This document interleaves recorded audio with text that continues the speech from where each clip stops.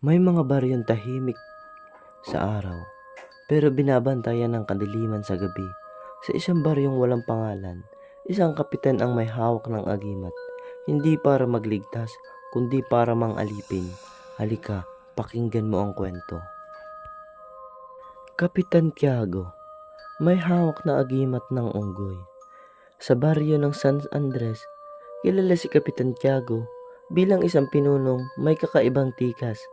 Hindi lang siya matapang at mayaman, kundi tila may kapangyarihang hindi maipaliwanag.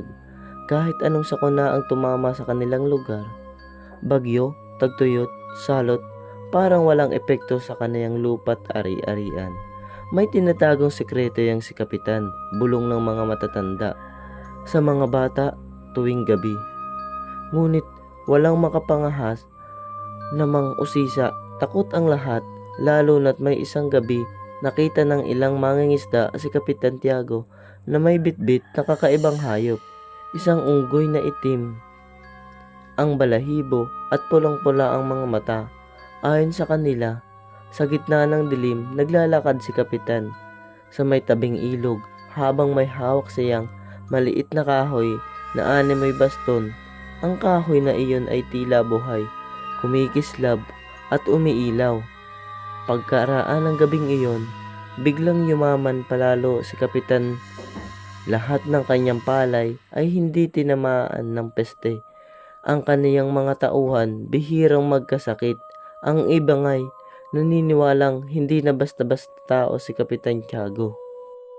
Isang araw, dumating sa baryo si Elias, isang binatang taga Bukidnon. Naghanap siya ng trabaho sa bukid na kapitan. Tinanggap naman siya agad. Ngunit may kakaibang paalala si kapitan bago siya magsimula. Huwag kang lalapit sa silong ng lumang kumalig pagsapit ng alas 12 ng gabi, utos ng kapitan, habang nakatitig ng diretso kay Elias. Kung may maririnig kang tunog, huwag mong pansinin, huwag mong titignan, basta ipikit mo ang mga mata mo at magdasal. Dumango si Elias, bagamat nagtataka. Sa mga unang linggo, wala namang kakaiba. Tahimik ang buhay sa bukid, mabait ang ibang mga manggagawa, masagana ang ani. Ngunit isang gabi, habang papauwi si Elias mula sa palayan, narinig niya ang tila iyak ng hayop mula sa lumang kamalig. Hindi ito ungol ng aso, hindi rin ito huni ng ibon. Isa itong malalim at matinis na iyak, parang galing sa makalumang halimaw. Hindi niya sinunod ang utos. Lumangon siya, tumigil siya. Sa harap ng kamalig, dahan-dahan niya binuksan ang pinto. Sa loob, nakita niya ang unggoy. Ang parehong unggoy na inilarawan ng mga mangingisda. Itim na itim, mapula ang mata, may nakakabit na tanikala sa liig nito, gawa sa mga balahibo ng hindi kilalang hayop. Sa tabi ng unggoy, ang kahoy na baston ang agimat. Nang mapansin ng unggoy si Elias, bigla itong nagsalita sa wikang hindi niya maintindihan. Ngunit ramdam niya ang babala at panganib. Agad siyang bumalik sa barong-barong niya. Hindi siya makatulog. Sa bawat sulok ng kanyang isipan, naroon ang mga mata ng unggoy, tumatagos, nanunuot. Kinabukasan, pinatawag siya ni Kapitan Tiago. Anong nakita mo kagabi? Malamig ang tinig ng kapitan. Wala po. Pagsisinungaling ni Elias. Wala, ulit ni kapitan. Sabay kurot sa kanyang baston. Biglang lumiwanag ang kahoy na hawak niya. Napahigpit ang hawak ni Elias sa upuan. Parang may dumaan na kuryente sa kanyang gulugod. Alam mo ba kung anong kapangyarihan ang dala ng agimat na yon? Tanong ni kapitan. Habang nilalapit ang baston sa mukha ni Elias. Ayan ang agimat ng unggoy. Hindi ito ordinaryong anting-anting. Buhay ito. Nagbibigay ito ng lakas, yaman, kapangyarihan, pero may kalapit. Nanlamig si Elias. Anong kapalit? Bawat ika-10 taon, kailangan itong sumanib sa katauhan ng isang malinis na nilalang, isang inosente. Kung hindi, kakainin nito ang kaluluwa ng huling nakakita sa kanya, sagot ng kapitan. At ikaw ang huli. Hindi alam ni Elias kung anong gagawin. Tumayo siya at dali-dali tumakbo palabas ng bahay ni Kapitan. Ngunit sa kanyang likod, narinig niya ang huni ng unggoy. Hindi ito ordinaryong tunog. Tila may mga salita itong dala, isang sumpa. Pagdating ng gabi, hindi na makatulog si Elias. Nakadungaw siya sa bintana, hawak ang gulok. Lahat ng pwedeng pangdepensa, inilagay niya sa tabi ng higaan. Ngunit pagsapit ng hating gabi, tumigil ang hangin, tumahimik ang mga kuliglig, at sa sulok ng kanya silid, may nakita siyang pares ng pulang mata. Hindi siya makagalaw, parang naparalisa ang kanyang katawan. Sa kisap mata, nasa harap na niya ang unggoy. Hindi ito gumagalaw, ngunit nagsasalita sa kanyang isip. Pumuhili ka, ikaw isang inosente.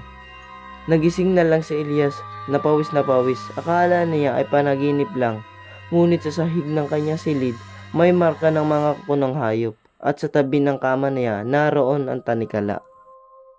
Simula noon, isa-isang nagkasakit ang mga batang kapitbahay. Ang ilang hindi nagising kinabukasan, walang makapagsabi kung ano ang dahilan. Ngunit si Elias, alam niya, ang agimat ng unggoy ay gising. At naghahanap ito ng susunod na sasapian. Mula nang dumating ang tanikala sa silid ni Elias, hindi na siya naging panatag. Sa bawat pagdilat ng mata niya, tuwing umaga, may bagong bakas sa paligid. Tila mga galo sa dingding, mga yapak ng hayop sa sahig, at minsan, bahid ng putik na may kasamang amoy na nabubulok na saging. Sa palayan, napansin rin ng mga kasamahan niyang magsasaka ang kakaibang kilos ni Elias. Hindi siya umiimik, laging balisa at laging napapalingon sa likod kahit walang tao. Si Mang Arturo, isa sa mga matagal ng trabahador, ang unang naglakas loob na magsalita. Elias, sabi nito, habang nagpapahinga sila sa ilalim ng punong mangga, may nakita ka na ba sa kamalig? Napatingin si Elias. Bakit mo na itanong? Dahil pareho tayo, sagot ni Mang Arturo, habang marahang inilalabas mula sa kanyang bag ang isang tela. Nakabalot sa tela ang isang maliit na kahoy na may ukit na mukha ng unggoy. Ako rin minsan naging tagapagbantay. Nanlaki ang mata ni Elias. Anong ibig mo sabihin? Kapag tumagal ka sa lupa ni Kapitan Tiago, makikita mo rin ang tinatago niyang lihim. Pero hindi ka niya papatayin. Bibigyan ka niya ng pagkakataon. Pipiliin ka niyang maging bahagi ng kasunduan. Tahimik si Elias. Nagpatuloy si Mang Arturo. Kailangan niya ng taong sasalo ng responsibilidad. Hindi pwedeng siya lang. Dahil ang agimat, hindi pinapanatili ng isa lang. Pasa-pasa ito. Gusto mong mabuhay? Matutong tumanggap. Pagkatapos ng usapan nila, nagdesisyon si Elias na bumalik sa kamalig. Hindi upang tumakas, kundi upang harapin ang nilalang na gustong lumamon sa katauhan niya. Gabi na iyon. Walang buwan, bitbit niya ang itak at isang bote ng langis na may halong asin at luya. Ayon kay Mang Arturo, epektibo ito sa pagtaboy sa mga nilalang na tulad ng unggoy. Habang papalapit siya sa kamalig, ramdam niya ang unti-unting pagbigat ng hangin. Parang pinipigilan siyang humakbang, ngunit hindi siya tumigil. Binuksan niya ang pinto. Naroon muli ang unggoy. Nakaupo ito sa gitna ng silid at sa harap nito ay ang baston, ang agimat. Ngunit may bago. Sa paligid ng unggoy may nakaukit sa lupa. Hugis bilog, may mga simbolong tila sulat ng mga tribo. At sa bawat gilid ng bilog may nakabaong mga kuko. Hindi tao ang nag-ukit nito. Hindi rin tao ang nagsindi ng apoy sa apat na sulok ng silid. Biglang nagsalita ang unggoy. Handa ka na ba? Sa isip ni Elias, dumiretso ang boses. Hindi niya alam kung paano siya nakasagot, ngunit napalahod siya. Hindi ako susunod sa kagustuhan ng kapitan. Tumawa ang unggoy. Hindi mo kailangan sumunod sa kanya. Kailangan mo lang sumang-ayon sa akin. Umikot ang paligid. Umilaw ang baston. Tumayo si Elias at sinubukan sunugin ang bilog gamit ang langis at luya. Ngunit hindi umapoy. Sa halip, lumipad ang bote mula sa kamay niya at tumalsik sa pader. Hindi mo ito kayang tapusin sa lakas lang, bulong ng unggoy. Ang tanikala ay nakakabit na sa'yo. Lahat ng lalapit sa'yo, maaapektuhan. Lahat ng mahal mo, mauubos. Kinabukasan, balitang balita sa buong baryo ang pagkawala ng dalawang bata sa kabilang purok, sina Rome at Iya. Magkapatid at parehong malapit kay Elias dahil madalas itong magdala ng pruto sa kanila. Tahimik si Elias, alam niyang hindi ito gawa ng ordinaryong tao, hindi rin ito aksidente. Pagka-uwi niya sa kanyang barong-barong, naroon ang isang kahon sa kanyang papag. May nakasulat sa ibabaw, "Pumili ka, kung hindi sasayang ang lahat." Binuksan niya ito. Sa loob, isang piraso ng balahibo ng unggoy, ilang buto ng saging na tuyot, isang maliit na papel na may pangalan ni Iya. Nanginginig ang kamay ni Elias. Lumipas ang 3 araw. Ang mga magulang ng bata halos mabaliw na sa kahahanap sa Kapitan Tiago, gaya ng inaasahan. Nagpakitang abala, nagpapadala ng mga tauhan para maghanap, pero alam ni Elias, hindi nila gustong matagpuan ang mga bata. Hindi na siya makatiis. Pinuntahan niya sa Kapitan Tiago sa malaking bahay nito. "Nasaan na ang mga bata?" sigaw niya. Tahimik si Kapitan, nakaupo lang siya habang pinapaikot ang baston sa kanyang palad. "Hindi mo na sila makikita sa parehong anyo. Nagkamali ka sa una mong desisyon, Elias, kaya sila ang naging kabayaran." "Papatayin kita," bulalas ni Elias habang binunot ang kanyang itak. Ngunit bago pa siya makalapit, tumunog ang baston ni Kapitan. Isang pagputok ng liwanag ang lumabas mula rito at natumba si Elias, wala nang malay. Nagising siyang nakagapos, nasa gitna siya ng kamalig at sa paligid niya naroon ang mga magsasaka. Hindi sila kumikibo, nakatayo lamang, walang reaksyon, parang ang mga inutusan lang ng isang nilalang. Sa harap niya, muling lumitaw ang unggoy. Sa pagkakataong ito, mas malaki na, mas pulang-pula ang mata at sa kanyang leeg naroon ang agimat nakakabit mismo sa laman. "Isang huling pagkakataon," sabi ng unggoy. "Isuko ang katawan mo o isuko ang buong baryo." Hindi makapagsalita si Elias. Ang bawat salita ng unggoy ay tila lansetang tumutusok sa kanyang utak. Nakatali ang mga kamay at paa niya at kahit anong persa ng loob, hindi niya kayang igalaw ni isang daliri. "Isuko mo ang katawan mo," ulit ng unggoy. Magsisimula ang pagpasa. Masakit sa una, pero kapag natapos, hindi ka na mahina. "Mas pipiliin ko pang mamatay," sigaw ni Elias. Tumawa ang unggoy. "Wala kang pipiliing kamatayan. Ang ayaw mo, yung mabuhay na may bitbit na kapalit, pero ngayon wala nang pagpipilian." Itinaas ng unggoy ang baston at agad itong kumislap. Sa isang iglap, nagsimulang magliyab ang lupa sa paligid ni Elias. Dahang-dahang lumapit ang apoy paikot-ikot sa bilog, kasabay ng pagdilim ng paligid at pag-init ng hangin. Ngunit, bago pa man tuluyang sumanib ang apoy sa katawan ni Elias, biglang sumigaw si Mang Arturo mula sa gilid. Bitawan siya. Hawak-hawak ni Mang Arturo ang isang matulis na kawayan na may nakapulupot na tali na gawa ng pinatuyong balat ng ahas. Isinaksak niya ito sa lupa. Biglang nagliwanag ang paligid at nagsimulang umuga ang sahig ng kamalig. Napalingon ang unggoy. "Tumanggap ka noon, Arturo. Bakit ka kumakalas ngayon?" "Oo, tumanggap ako. Pero maling tao ang pinili mo ngayon. Hindi siya tulad ko," sagot ni Mang Arturo. Bumalikwas ang mga magsasaka sa paligid, parang nabuhay mula sa pagkakamanhid. Isa-isa silang napaatras habang lumalakas ang liwanag mula sa kawayan ni Mang Arturo. Samantala, unti-unting naputol ang tali ni Elias. Agad siyang tumayo, sinunggaban ang baston sa harap ng unggoy at tinaga ito gamit ang itak.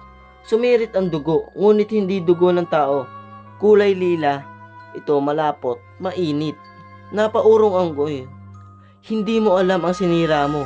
Biglang lumindol, bumitak ang lupa sa gitna ng kamalig. Mula roon, lumabas ang makapal na usok, isang persang hindi maipaliwanag, ang humigop sa agimat na nalaglag mula sa liig ng unggoy. "Mas pinili mo ng paghihirap ng lahat," sigaw ng unggoy, habang unti-unting hinihigop ng puwang ang katawan nito. Pagkatapos ng ilang segundo, pumikit si Ilyas. Walang tunog, walang galaw, tahimik. Pagdilat niya, wala na ang unggoy, wala na rin ang agimat. Ang mga magsasaka ay isa-isang nagtinginan at nagsimulang maglabasan sa kamalig. Pero si Kapitan Tiago, wala. Kinabukasan, nagkagulo ang buong baryo. Nawala si Kapitan. Ang bahay niya ay bukas ngunit walang laman. Ang mga alagang hayop niya ay natuyuan ng dugo. Ang mga halaman niya ay nalanta sa isang gabi.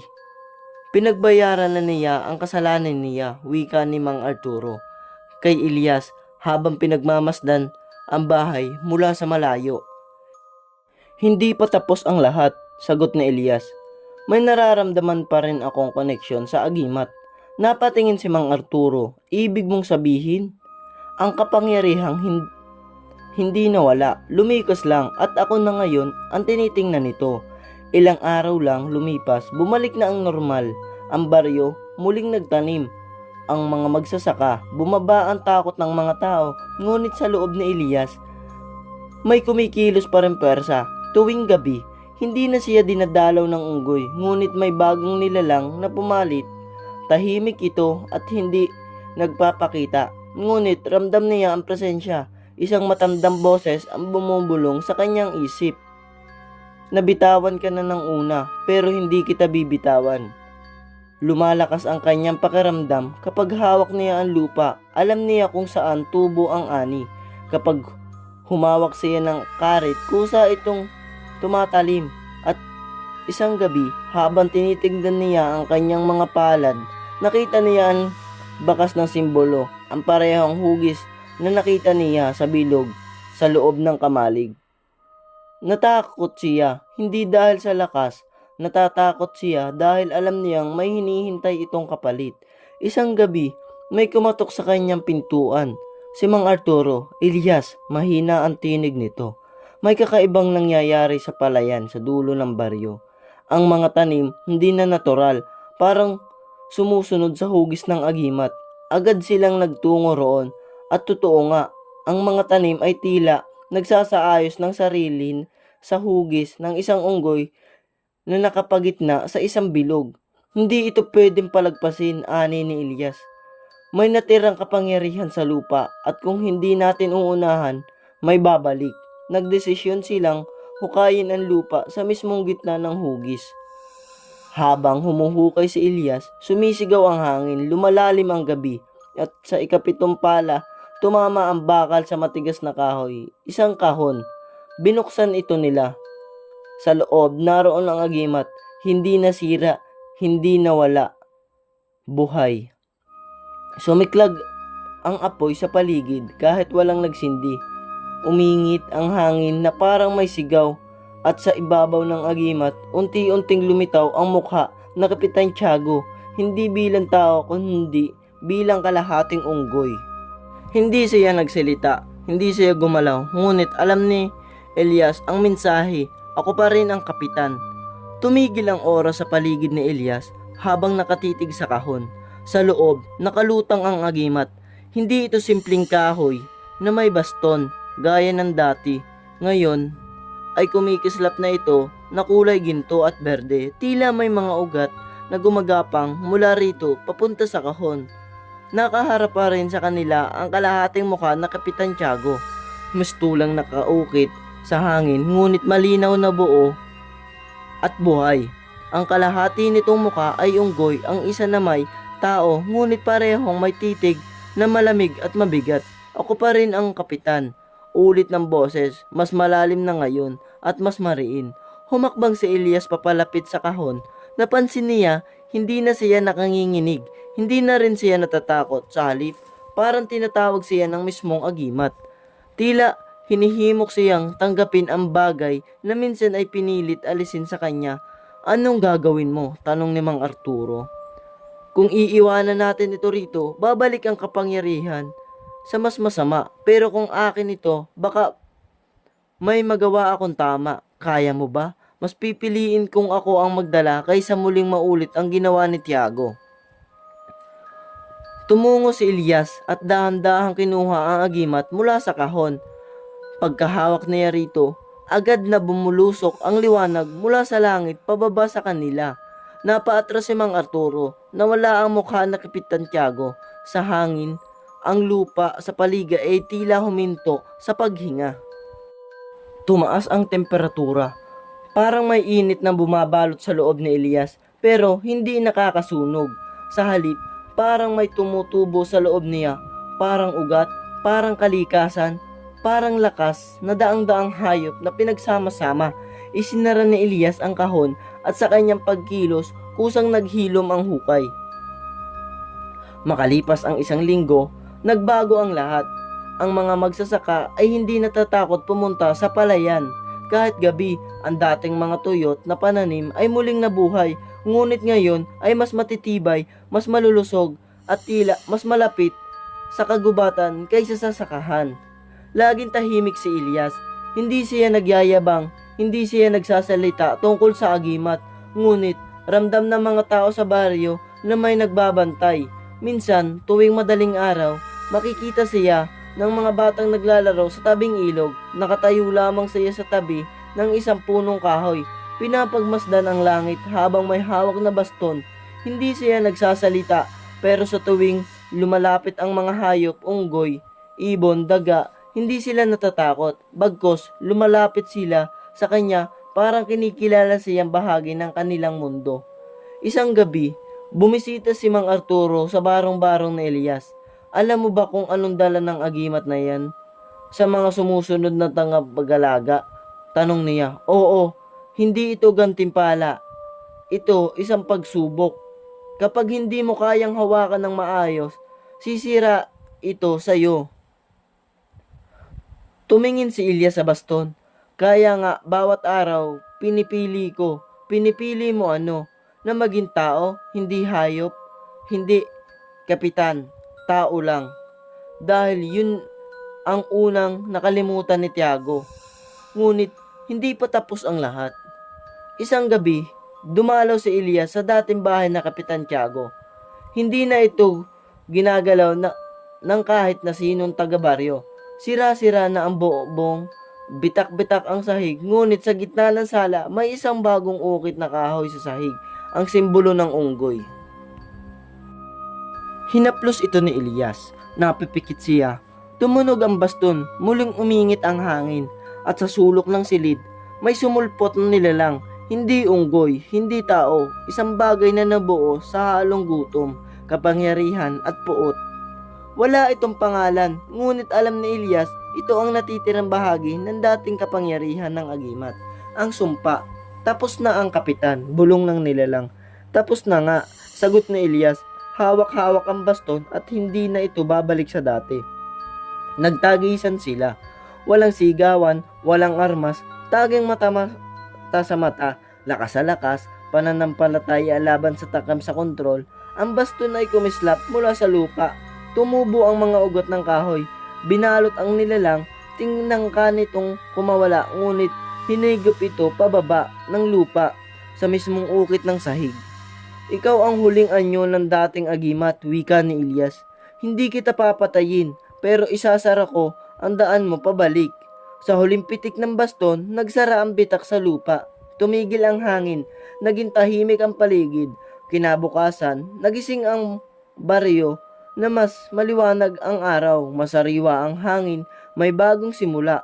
Hindi na muling pinag-usapan ang agimat, ngunit sa tuwing may batang maglalakad sa bukid at makakakita ng kakaibang hugis ng tanim, sasabihin lang ng matatanda, may bantay ang lupa natin. Tao siya, pero hindi basta tao.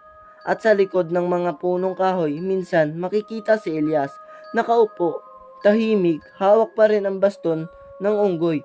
Ngunit ngayon, hindi para gamitin sa pansariling kapangyarihan, kundi para bantayan ang dapat kasaysayang hindi na dapat maulit.